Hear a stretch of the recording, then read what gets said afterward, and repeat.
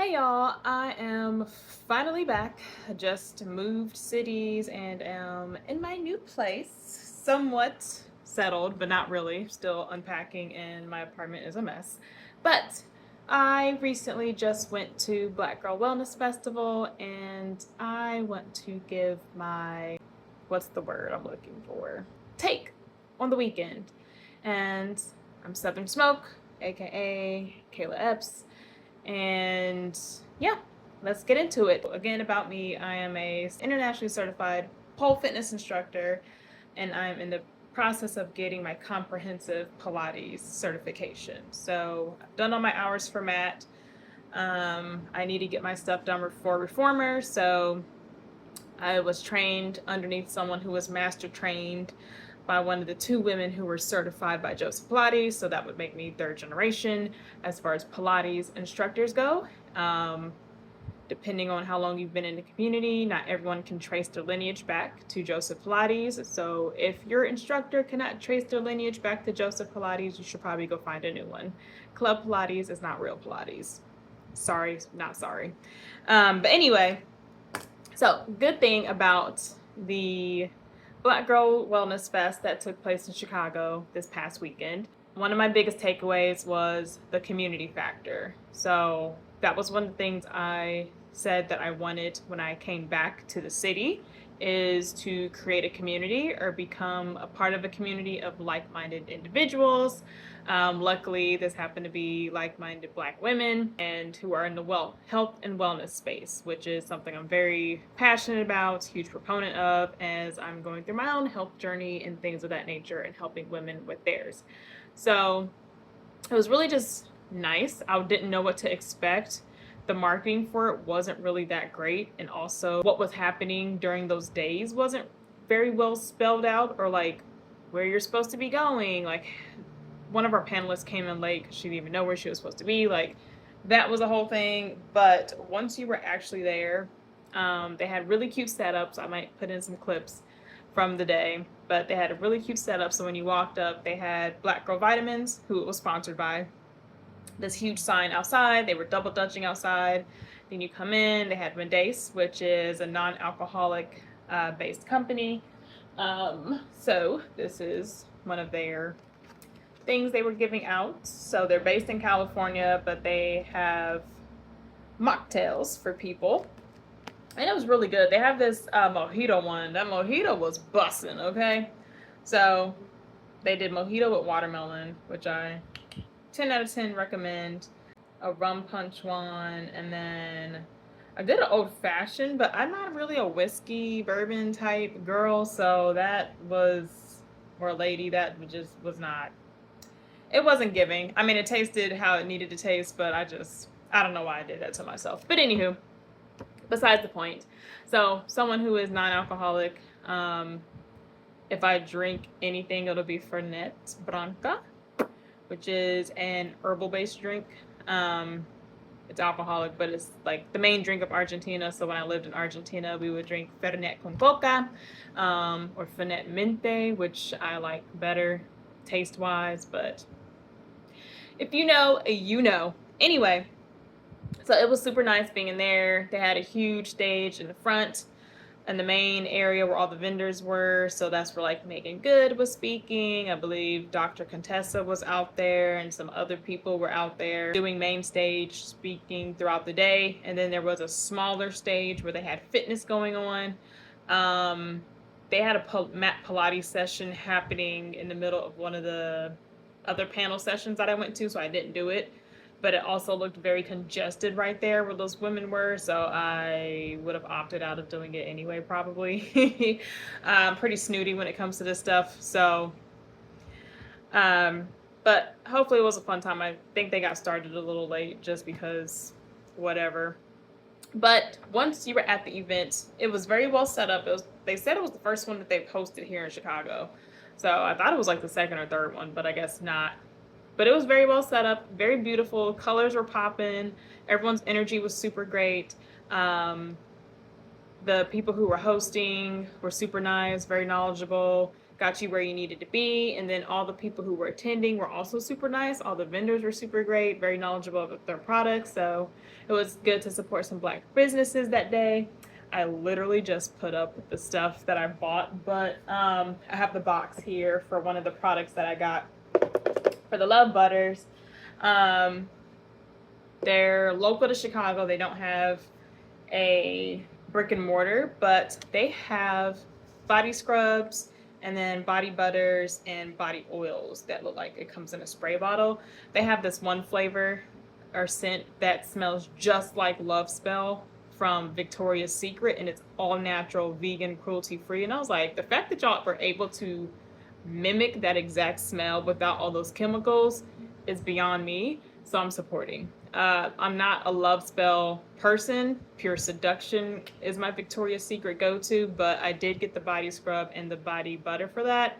And then they had another one called Vixen that I got the body oil and a smaller body butter for. Amazing. Yeah, so the skin will be popping during the summer, okay? But other things, so I went to 3 panels. The panels were about an hour each. Some of them were back to back, and then the main panels on the main stage were like an hour in between each other.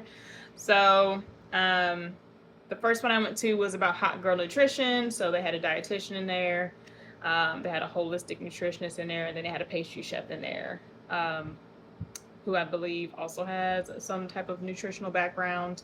And then the second panel I went to was about fibroids and the Black community. And then I went to one about creating a career in health and wellness, gaining income from it, becoming an influencer, all those things, using social media, building up your business. And then when Megan Good took the stage, I went to go see her speak too. So the hot girl nutrition, so I'm plant-based majority. I'm starting to add in some other things outside of that, but from my other videos that I talk about, the detox and stuff I've been doing, they prefer plant-based, so that was fine for me. Some of the things that they were saying in the panel I was not agreeing with, just because one of them was getting their education through University of Chicago and whatever the hell there. So it sounded like your typical, because they're like, oh, if you need help, just go to your doctor and they'll refer you to a dietitian.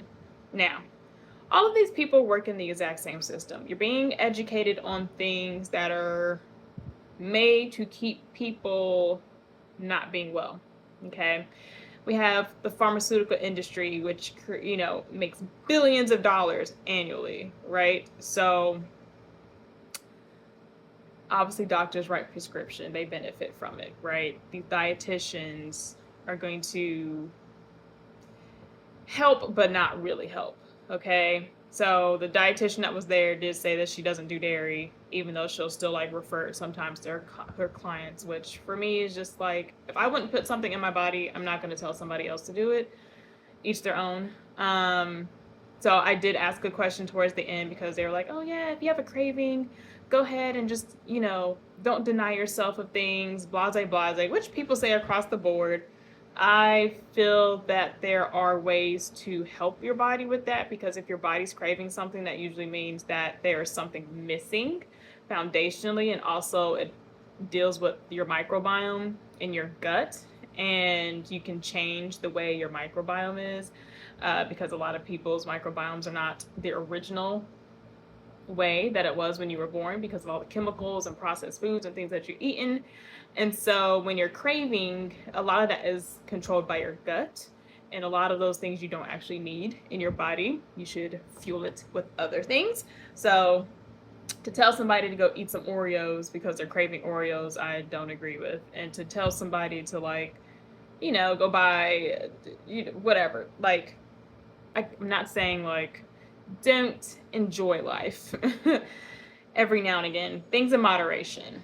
Okay, we don't do things in moderation here in the US. So that's one of the biggest problems, I would say, outside of all the food mostly being processed and having all these chemicals and stuff in them, and hormones and things pumped into, you know, the meats and even the vegetables and whatnot. So I asked the question towards the end of, like, with you guys knowing that there is proof scientific research that shows that things like dairy cause inflammation in the body, that meats cause inflammation in the body, that a lot of these things are not good for you that you're referring your clients to do. How do you balance knowing that these things are harmful for the body, but also telling them to do it? Because again, in the Black community, we've passed down eating all these, you know, foods, that are not good for the body, that stemmed from being enslaved because you had to make do with what you had, right? These are not the natural things that we were just eating coming over here. The food that they were eating coming from Africa, whatever country it was, is not the same that they're eating over here in the US, right? They had to adapt because of what they were able to have access to. And that stuff has been passed down through generation, becoming more unhealthy throughout the year. People were not eating meat 24/7, 7 days a week, every day, okay? Multiple times a day, people were not eating meat. You know what I'm saying? Do your research. So back then, they were giving their bodies more time to process things and all whatever. It was only at certain times of the year that they were eating pork, if they ate pork. Stuff like that. It's like knowing all this information, how do you balance that? Because you have to break cycles. If this stuff isn't good for you, then why are you telling people to do it? Go grabbing a $5 rotisserie chicken just because it may be convenient is not necessarily great for that person's body, because if it's $5, guarantee is full of all types of hormones and stuff. It is not the best chicken on the market that you can go buy. So like, how do you balance telling somebody to go do that with what's actually good for their body and their system to help wean them out of these bad habits that they're having? I talked to one of them after that. Yes, chef.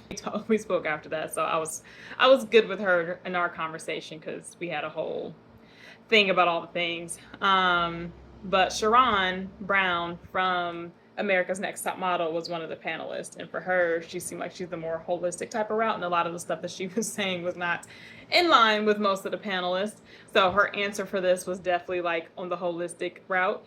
And she was like, I'm just going to call it like it is. They probably aren't going to agree with me, but people just need to cut stuff out cold turkey and quit trying to like baby people and do all this stuff and blase, blase. And I was like, yes, girl, yes. And the dietitian was looking bothered, as she should have, because the stuff that she's learning in her program, it's not good for the people. So like, yes, everyone's bodies are not the same. No, I'm not fully educated in all the things. So I do want to get my plant-based, holistic nutrition certification or something in that. I'm even thinking about going back to school for like a master's program. But if you know anything, let your girl know. Drop the comments down below of what I could do for that. Fibroid conversation. Obviously, you guys know I'm going through this journey around fibroids. There was a medical doctor in there.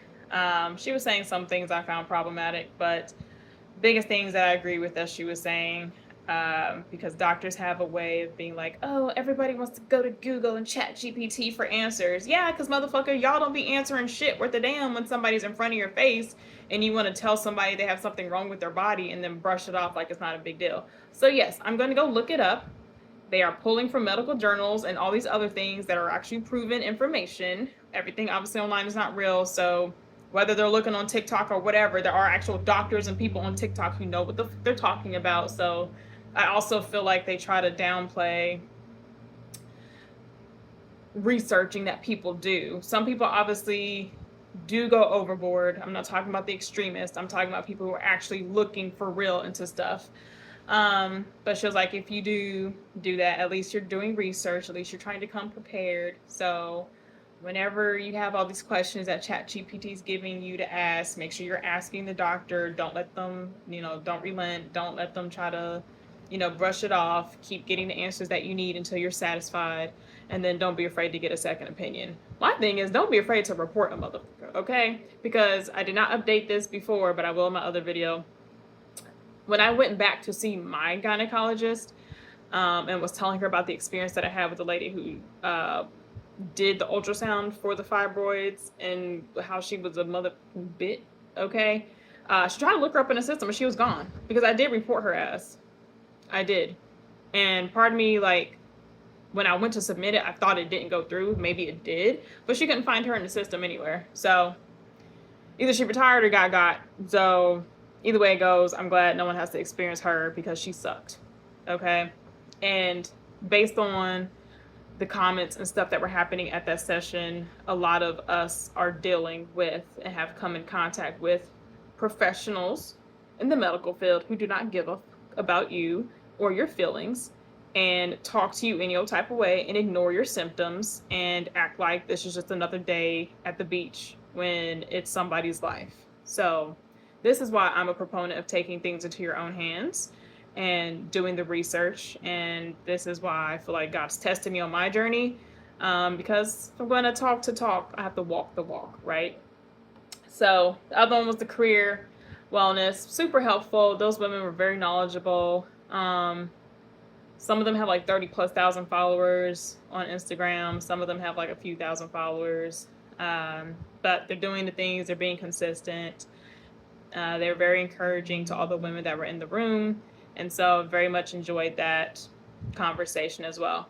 So big thing for me, because I connected with a few of them. A lot of them were like, oh, you just moved back. Like, where are you teaching Pilates? Where are you teaching pole? And I'm like, nowhere yet, because I'm still trying to get my life together. But then they were offering spaces for me to, you know, come teach, which I was like, oh, that's so sweet. Yay. So I need to kick my butt into gear and actually do these things. That was encouraging. Even collaborating with other people who do like THC and yoga, or, you know, whatever else may be happening out there. So that was very encouraging. Even some of the panelists we connected on Instagram and stuff, and they're like, just post, just put it out there, set it on timers, whatever you got to do, just post. So this is me coming back, doing it on YouTube. I believe YouTube and TikTok will probably be my main focus areas. I will just throw some stuff on Instagram from the TikTok vids I make, just to see what happens, because I hate Instagram and I feel like they shadow ban me and have not come back from the depths of the ether. But that's neither here nor there, and this video is getting long, so I will do better and not worry about trying to edit perfect videos and put stuff on here. But this was just a really big takeaway for me to get back into it, because even after that day, I've been coming in contact with coworkers and other people. I've been running into so many women who've had issues with fibroids. Clients, customers, whoever, the conversation always comes up and they keep talking about it. And I know God is like, you're supposed to be speaking on it. You're supposed to be speaking on it. Talk about your journey. You need to be serious. So this is me being serious. Now that I've moved, now that I'm in my own space, I can relax and do things how I need to and want to. This is me coming back. And they say if you post 10 videos for your podcast, you're in the top 1% or 10% or something like that. So apparently most people don't even post 10 videos. So let that be our goal, 10 videos. I guess starting from right now, which should technically be easy, because I recorded videos of myself during my fast and during my, refeed. During my refeed for 7 days. I didn't tape every day, but I did take notes daily about how I was feeling and what my body was doing and how it was reacting to different foods. So I am going to make videos based on those things. And then I'm just going to post weekly about whatever. Okay. Health and wellness, if it falls into the category, we're talking about it. So if there's anything you want to hear about, talk about, let me know, and we shall do it.